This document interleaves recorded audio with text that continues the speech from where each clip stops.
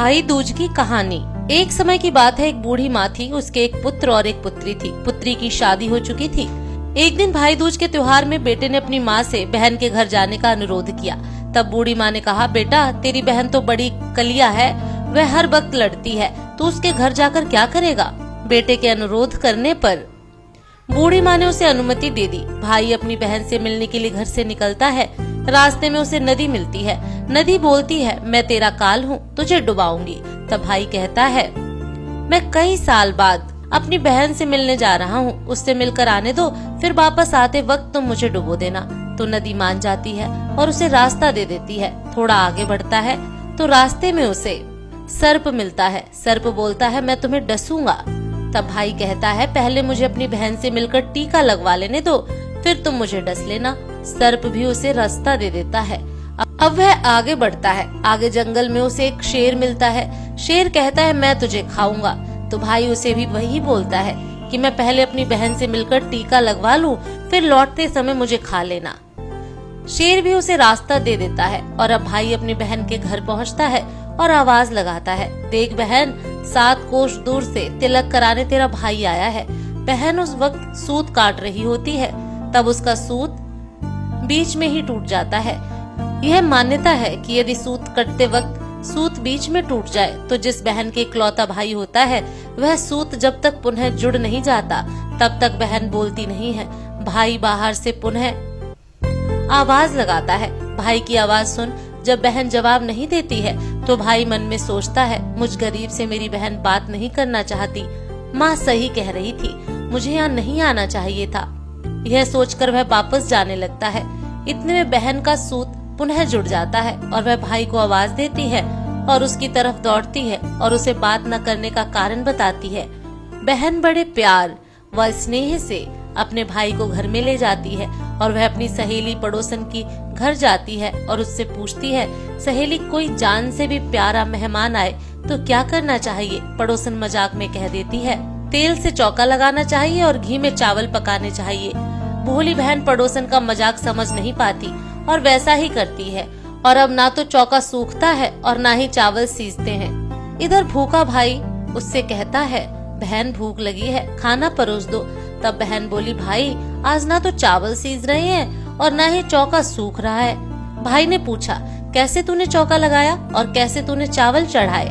बहन बोली, मैंने पड़ोसी सहेली से पूछा था, उसने कहा जान से प्यारा मेहमान आए तो तेल का चौका लगाना चाहिए और घी में चावल चढ़ाने चाहिए। भाई बोला, अरे मेरी भोली बहन, कभी तेल का चौका सूखा है और कभी घी में चावल पके हैं।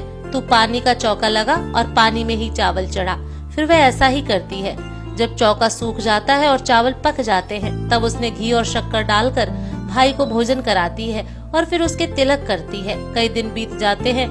एक दिन भाई बोला, बहन अब मैं घर वापस जाऊंगा, माँ अकेली है। अगले दिन सुबह बहन जल्दी उठकर गेहूं पीसकर भाई के लिए लड्डू बनाती है और कुछ लड्डू बच्चों के लिए रखकर अपने भाई को विदा करती है। सुबह जब बच्चे उठते हैं तो माँ से खाने को मांगते हैं। तब माँ उन्हें वही लड्डू दे देती है। तब वह देखती है, ये क्या, सारे लड्डू हरे रंग के हो गए हैं। फिर वह चक्की में देखती है तो उसमें गेहूं के साथ एक सर्प भी पिस गया होता है। वह उन लड्डू को फेंक देती है और अपने भाई के पीछे भागती है। रास्ते में एक पेड़ के नीचे उसका भाई बैठा होता है। उसे देखकर भाई बोला, क्या हुआ बहन। तब बहन पूछती है, मैंने तुझे जो लड्डू बांधे थे वो कहाँ हैं? तेरे लड्डू मैंने अभी नहीं खाए हैं, पेड़ पर टंगे हैं, ले ले। वह पेड़ से लड्डू उतारती है और वहीं गड्ढा खोदकर लड्डुओं को गाड़ देती है। फिर अपने भाई को सारी बात बताती है। भाई बोला, बहन तूने एक बार तो मुझे मौत से बचा लिया, लेकिन मैं पीछे कईयों को साई देकर आया हूँ। और बहन को सारी बात बताता है। वह दोनों बैठे वहाँ बात कर ही रहे होते हैं कि बहन भाई से पानी मांगती है। भाई बोला, थोड़ी दूर एक तालाब है, वहाँ से मैं अभी पानी लेकर आता हूँ। बहन बोली, मैं खुद जाती हूँ और पानी पीकर वापस आती हूँ। वह पानी पीने तालाब पर पहुँचती है तो देखती है कि वहाँ एक बुढ़िया बैठी है। वह उसके पास जाकर पूछती है, माँ तुम यहाँ क्यों बैठी हो। तब वह बुढ़िया बोलती है, मैं विधवा हूँ, एक बहन के भाई की तात गाड़ रही हूँ। तब वह पूछती है, माता वह कौन भाई है। तब विधवा बोलती है, एक भाई जिसके प्यार में उसकी बहन ने सर्प की हत्या कर दी। बहन सोचती है, यह तो मेरा ही भाई है। वह घबरा जाती है और विधवा से पूछती है, माता उस भाई को इस श्राप से बचने के लिए क्या करना होगा। विधवा उसे बताती है कि उसकी एक बहन है, जब वह उसे गालियां दे और उसकी शादी होने तक यदि वह घर घात को टाल देती है तो वह बच सकता है। वह तुरंत अपने भाई के पास जाकर वह तुरंत कहती है, भाई मैं तुझे माँ के घर तक छोड़ने चलूंगी, लेकिन रुक, मैं अभी आती हूँ। और वह शेर के लिए मांस, सर्प के लिए दूध और नदी के लिए ओढ़नी लाती है और दोनों भाई बहन आगे बढ़ते हैं। रास्ते में उन्हें पहले शेर मिलता है। जैसे ही वह भाई को खाने के लिए आगे बढ़ता है, बहन उसके आगे मांस का टुकड़ा डाल देती है। शेर मांस के टुकड़े को खाने में लग जाता है और दोनों भाई बहन आगे बढ़ते हैं। आगे उन्हें वह सर्प मिलता है और जैसे ही सर्प उसे डसने के लिए आगे आता है, बहन सर्प के आगे दूध का प्याला रख देती है। सर्प दूध पीने लगता है। वह दोनों अब आगे चलते हैं। रास्ते में उन्हें नदी मिलती है जो भाई को डुबोने को तैयार होती है, पर बहन नदी को ओढ़नी उड़ा देती है। खुश होकर नदी रास्ता दे देती है। अब वह दोनों भाई बहन आगे बढ़ते हैं और अपने घर पहुंच जाते हैं। बेटी को देखकर माँ खुश हो जाती है, पर बहन उसी समय भाई को गाली देने लगती है। तब माँ बेटे से कहती है, इस कलिया बहन को क्यों ले आया? तब भाई बोलता है, माँ बहन तो बहुत अच्छी थी, पता नहीं पर इसे आते ही क्या हो गया। थोड़े दिनों में भाई का रिश्ता आता है। तब सब कहते हैं, बहन पागल तो है पर भाग्यवान है। पर जब ससुराल वाले सगाई के लिए मिठाई लाते हैं तो बहन कहती है, इसकी मिठाई बांटते हो, पहले मेरी मिठाई बांटो। कई बड़े बुजुर्ग बोले, इसे भी भाई के साथ बैठा दो। सगाई शुरू होती है, वहाँ आग लग जाती है। बहन को तो पता ही था कि उसके भाई का घात है।